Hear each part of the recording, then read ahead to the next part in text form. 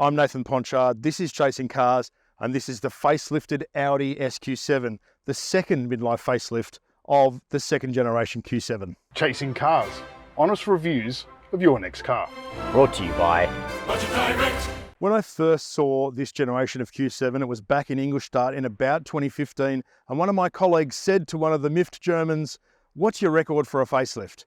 And yet here we are, 8 years later, 2 facelifts down, and I reckon this generation Q7 has really grown into its skin. It's no longer this blocky, cardboard looking thing, and the one before it, which we thought was really handsome, now just looks really dated and blobby. This is very much surprisingly up to date for 2024, given how old it is. Now, for the update in this SQ7, we've got all new lights and lighting shape. We've got a completely new grille here with these sort of L markings in here and sort of more obvious openings. We've got changes to the grille down here for the intercoolers for the twin turbo V8. It's got a new two-dimensional Audi grille here that is in white, although in some models it is black. This does have an optional $1,850 gloss black package, which adds this black around the grille here and in the little L bits, grills around the side, the mirror tops, the rear bumper bar, lots of gloss back detailing, which you might think is predictable, but the alternative is to have them in silver, and I feel like silver is so dated and this looks so much better. In fact, this spec here of SQ7 is pretty much exactly how I would want to spec it. It also has optional $3,950 Matrix LED headlights with laser light, so it has all of this really cool LED stuff at the top for the daytime running lights. There's multiple different designs that you can have it show. It also has OLED rear lights with 4 different designs, so in terms of its lighting technology, this is absolutely up to the minute. It also has these no-cost option 22-inch alloys. They're gloss black on the inside, they're machine face on the outside. They're not as overly silver as the ones that they replace, which actually fits in with the style of this a lot better than just the plain gaudy silver, in my opinion. Let us know what you think. The tyres here, they're Bridgestones, but they're 285, 35, 22 front and back. We also have adaptive air suspension. This car has active anti-roll combined with a Quattro rear diff. That's a $10,900 option. So this SQ7 here, which is a 7-seat SUV, has everything Audi can throw at it to make it a performance vehicle, because under the bonnet we do have a 4-litre twin-turbo petrol V8, 373 kilowatts. This is not a slow car. 4.1 seconds 0 to 100, and as we shall discover when we drive it, it's surprisingly athletic. The interior of this SQ7 is fairly familiar, though it has been updated over time, and I think really beautifully. The design of it is great, but the way it's fitted in the screens, like the full virtual cockpit that debuted in the TT, the full touchscreen electronic HVAC that debuted in the 2017 A8, it all fits in here really nicely. And this screen here is flush with a dash, not sticking out like a shag on a rock like people seem to do in modern times.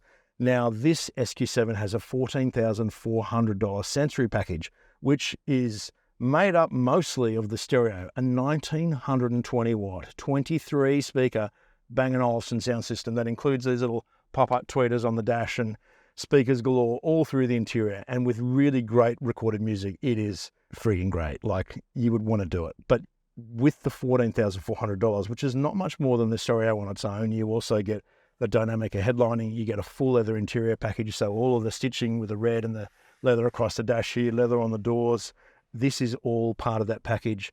Rear seat heating, rear door shades, that sort of stuff is all part of that.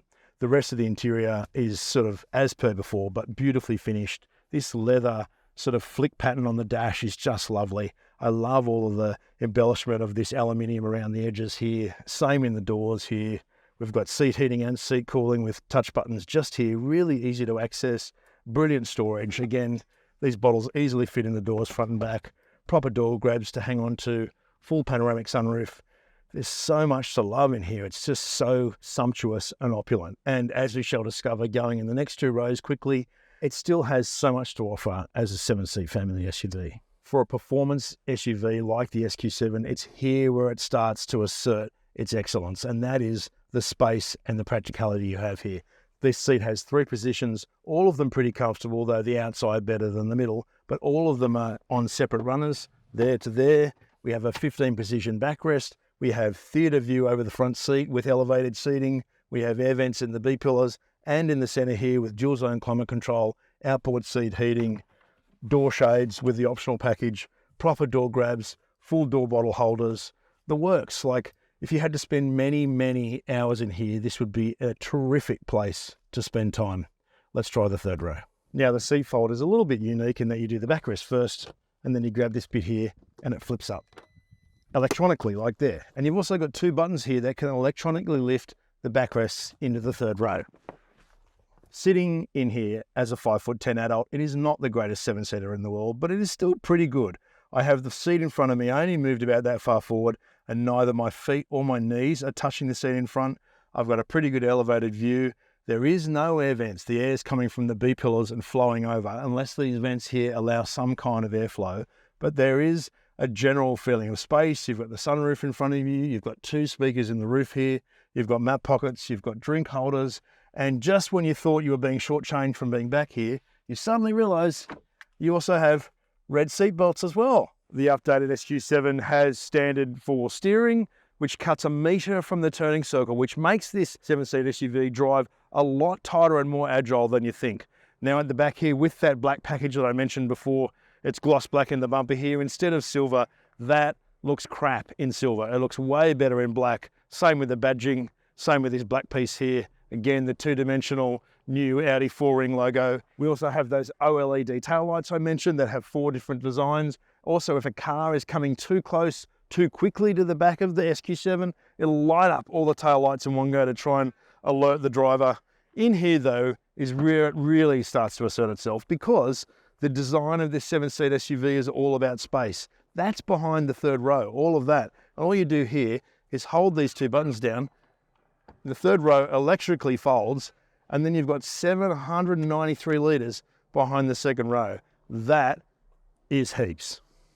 Now, one of the things that makes the SQ7 such a good halfway house is that it still retains a lot of the comfort that you kind of want in a 7-seat SUV, but it also has this underlying dynamic talent, especially when you've spent all the money on the active anti-roll and the Quattro rear diff on this vehicle.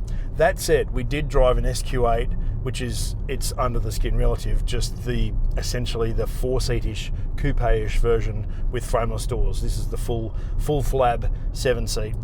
It didn't have that stuff, and it felt a little bit more connected and a little bit more natural in terms of its roll. But then the harder you drive this SQ7, and you can drive it extremely hard for what it is, it just comes to the fore. It completely transcends that weight and its over 5 meter length and its height and all that other stuff to become something of a bit of a hidden sporting gem. Now, the engine is, as per before, 4-litre twin-turbo V8, 373 kilowatts at 5,500 RPM.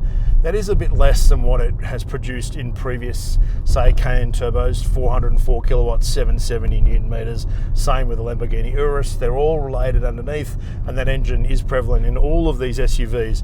And in here, it is a little bit quieter in the SQ7, perhaps even a bit quieter again, I think, than in the SQ8.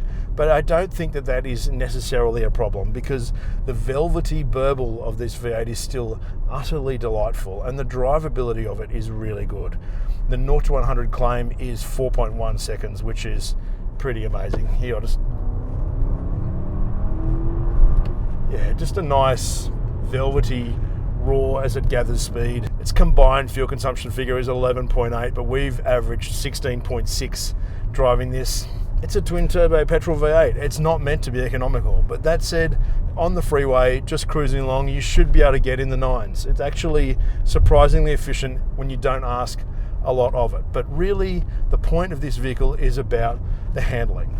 So having forward steering really does help the turn into the car. Having active anti-roll to stop this body from rolling, there's one thing that it's done, a little bit of crash through, even with air suspension on these 22s, because some of the roads around here really aren't good, which is great for testing cars. So it's not completely impenetrable. It is still, I was going to say human, but it's not. It is still a machine that has some flaws.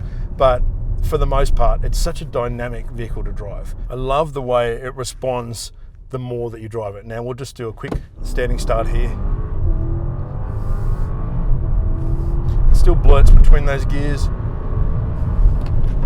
and gathers speed very quickly Too quick for Australia, perhaps, but, you know, choose your moment. Even though we had that crash through moment in the ride in this on 22s and on air suspension is generally really good. It's surprisingly quiet, given that it's an 8-year-old vehicle. It was quiet when it launched, and so it has retained that level of refinement. We've got an 8-speed automatic here, plenty of headroom in terms of gearing and its effortlessness when it's cruising along.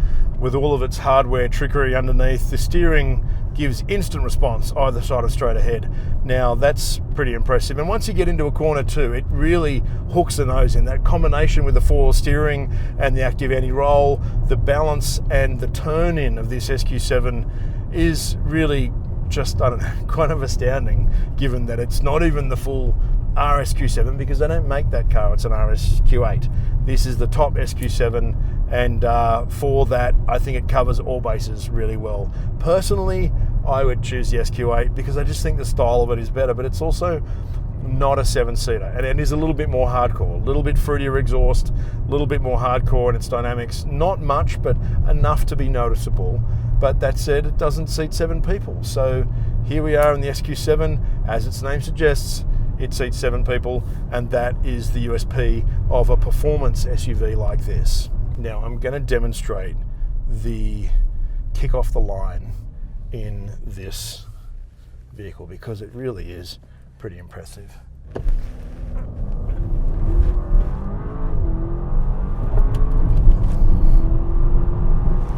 It hangs on really good. Hooking into a corner like that where you're already into 4th gear, you can feel the weight and the height of the SQ7, even with all of that trickery going on underneath.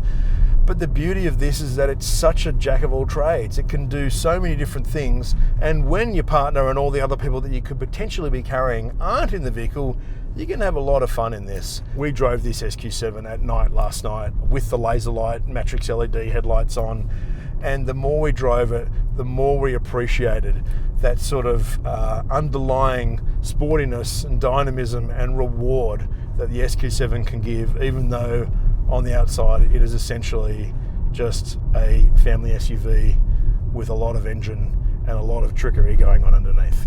As tested here, this SQ7 is $209,215. It's $174 without options. But I think that the visual and the engineering options that are fitted to this car really enhance what it offers. And that is, it's a full-size 7-seat SUV that also happens to drive like an extremely addictive V8 hot hatch. It's kind of like going to a swimming carnival and seeing someone's dad who's sort of in his 50s, got a dad bod, wearing a new tracksuit and cool trainers, but then he gets in the pool and smashes out a lap of butterfly and beats all the kids. That's what this SQ7 can do. It's a dad bod SUV that can perform beyond expectation. And I think here we are 8 years down the track and it's never looked better. It has all of the tech that you want and all of the touch screens that people might like to have, but also kind of looks sinister and carries lots of people. Let's not forget though, that the Q7 and the Q8 share their platform with the Porsche Cayenne, and their twin-turbo V8 was developed by Porsche. So what we have here is a full-size 7-seat family version of a Cayenne Turbo, although personally I would buy the SQ8 because it's cooler and it comes in Sakhir Gold, which looks like sand, and I just think that that is the car for me with frameless doors. But you might think otherwise, and if you need 7 seats and need to go fast, well, I can't think of much that does better than this. Let us know what you think in the comments. If you haven't subscribed, please do so below the video, hit the notification bell, and tell us what you think about the second facelift of the Audi SQ7 twin-turbo V8, or about chasing cars. Thanks for watching.